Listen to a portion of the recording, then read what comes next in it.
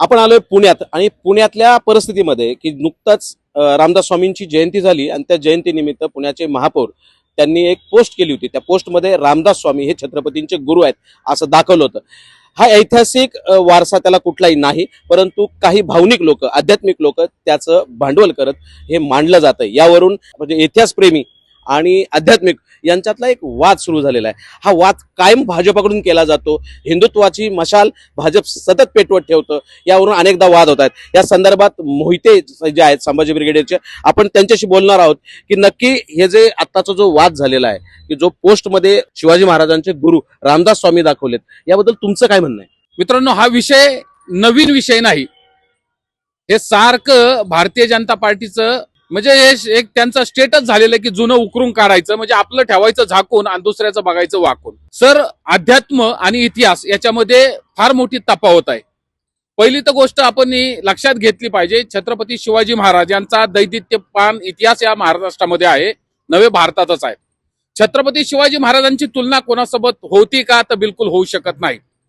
आता जे समर्थ रामदास आहेत, ज्यांना आपण रामदास स्वामी म्हणतोय, ते महान संत आहेत, महान थोर पुरुष सुद्धा असतील, परंतु त्यांची तुलना छत्रपती शिवाजी महाराजांचे गुरु म्हणून होती का?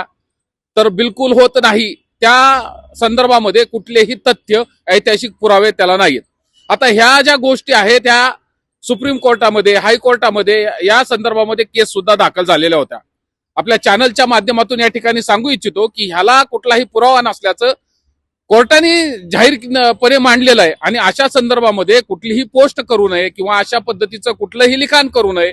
अशा पद्धतीचं रामदास स्वामींचं छत्रपती शिवाजी महाराजांचं नातं जोडण्याचा प्रयत्न कुणीही करू नये असं परखड मत कोर्टाने या ठिकाणी नोंदवलेलं आहे. मग जाणीवपूर्वक हे भारतीय जनता पार्टीची लोक वारंवार अशा पद्धतीची मांडणी का करतात? लोकांनी समजून घेतलं पाहिजे की या भारतीय जनता पार्टीला या राज्यामध्ये एकदम दूषित वातावरण निर्माण करायचं आहे. इथून याच्याही पुढे जाऊन असं मला म्हणावं असं वाटतं की या महाराष्ट्रामध्ये यांना जाणीवपूर्वक दंगली घडवायच्यात. लक्षात ठेवा, आता हा टिपू सुलतानचा मुद्दा काही मोठा मुद्दा नव्हता. टिपू सुलतान हा एक क्रांतिकारक राहिलेला आहे, ज्यांनी पेशव्यांच्या विरोधात युद्ध लढलेलं आहे, त्यांनी इंग्रजांच्या विरोधात युद्ध लढलेलं आहे.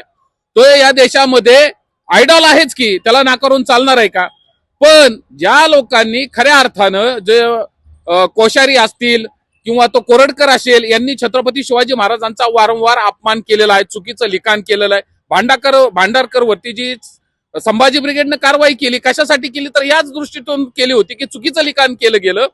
छत्रपती शिवाजी महाराजांचं आणि माँसाहेब जिजाऊंचं जे काही इतिहासामध्ये ज्याची खऱ्या अर्थानं माहिती सांगितली गेलेली किंवा त्याचे साक्ष पुरावे आहेत, जे दस्तावेज आहेत, तो इतिहास कुठंतरी चुकीचा मांडण्याचा प्रयत्न या ठिकाणी बाबा पुरंदरेने केला होता. म्हणून भांडारकरवरती जी कारवाई केली, जेम्स लेमनं जे लिखाण केलं होतं, ते चुकीची मांडणी केलेली होती, त्याच्यावरती कारवाई केली. याच्यातून सुद्धा भारतीय जनता पार्टी आज सुधारायला तयार नाही.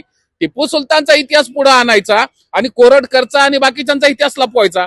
याच्या पाठीमागं सर आपल्या माध्यमातून सांगतो, मोदींना जिरो टपकुनी घातला छत्रपती शिवाजी महाराजांचा, तर याच लोकांनी घातला. हे मनुवादी लोक आहे. मग त्यावेळेस तुम्ही जर मोदींची तुलना छत्रपती शिवाजी महाराजांबरोबर करत असताल, मोदींची तुलना तुम्ही अजून कुणाशी तरी करत असताल आणि मग आता इथं टिपू सुलतानचा इतिहास पुढे करून या महाराष्ट्रामध्ये दंगली सदृश्य वातावरण निर्माण करायचं, या महाराष्ट्रामध्ये सतत खळबळजनक वक्तव्य करायची, चुकीचा इतिहास मांडण्याचा प्रयत्न करायचा. आता ज्या लोकांनी हा इतिहास सर या ठिकाणी पुणे शहरामध्ये मांडला, त्या पुण्याच्या नवनिर्वाचित महापौर आहेत मंजुषाताई नागपुरे, यांनी जाणीवपूर्वक मला असं वाटतंय की महानगरपालिकेमध्ये समर्थांची पोस्ट केली, त्यांच्या फोटोचं या ठिकाणी अनावरण केलं, फोटोला हार घातला नाही शाहू महाराजांच्या. म्हणजे हे जाणीवपूर्वक षडयंत्र आहे. हा षडयंत्राचा एक भाग आहे. ही लोक जाणीवपूर्वक करतात आणि भारतीय जनता पार्टी असेल किंवा ही मनोवादी प्रवृत्तीची, सनातनी प्रवृत्तीची लोक असतील, हे रामदासी बैठकींचे समर्थन करणारी लोक असतील, तर ते इतिहासाचं चुकीची मांडणी करून या ठिकाणी महाराष्ट्रामध्ये दंगली घडवण्याची यांची मानसिकता निर्माण झालेली आहे. या ठिकाणी त्यांनी अत्यंत आक्रमकपणे आणि अगदी परखडपणे त्यांनी मतं मांडलीत की यामध्ये जातीय दंगली घडवायच्या आणि स्वतःची सत्ता प्रस्थापित करायची, म्हणजे होळी पेटवायची, जातीची होळी पेटून स्वतःची पोळी बाजायची, सत्ता मिळवायचं, हे बीजेपीचं जुनं राजकारण आहे. पण आता त्याचबरोबर संभाजी ब्रिगेडचे या ठिकाणी कार्यकर्ते, त्यांनाही आपण विचारूया, नक्की छत्रपती शिवाजी महाराजांचे ग्रुप कोण होते? जिजामाता होत्या, दादोजी कोंडदेव होते, रामदास होते का संत तुकाराम होते? छत्रपती शिवाजी महाराज यांचे जे गुरु आहेत ते राजमाता जिजाऊ आहेत. कारण राजमाता जिजाऊंनी छत्रपती शिवाजी महाराजांना घडवले आणि त्यांचे जे मार्गदर्शक संत तुकाराम महाराज मार्गदर्शक आहेत. जोडल्याला त्यांना बळच कुठेतरी त्यांना घुसवायचा प्रयत्न या मनुवादी लोकांचा आहे. आणि राहिला विषय काल परवा जी आपल्या पुण्याच्या प्रथम नागरिक म्हणजे महापौर यांनी जी खोडसाळपणा केलेला आहे तर त्याचा तर सर्वात आधी आम्ही निषेध करतो. कारण सन्माननीय न्यायालयाने स्पष्ट आदेश दिलेला आहे, रामदास स्वामी आणि छत्रपती शिवाजी महाराज यांचा कोणताही संबंध नाहीये. आणि तसं जर कोणी करत असेल तर त्याच्यावर त्यांनी त्यांच्या ज्या त्या ऑर्डर आहे त्यांची त्याच्यात उल्लेख आहे की त्यांच्यावर गुन्हा दाखल करण्यात यावा. कुठं एकमेकांना दगडी मारा, कुठं खोडसाळपणा करून रामदास स्वामी छत्रपती शिवाजी महाराजांसोबत दाखवणं, त्यांचे बॅनर लावणं, त्यांची पूजा करणं हे असं या लोकांनी केलेले.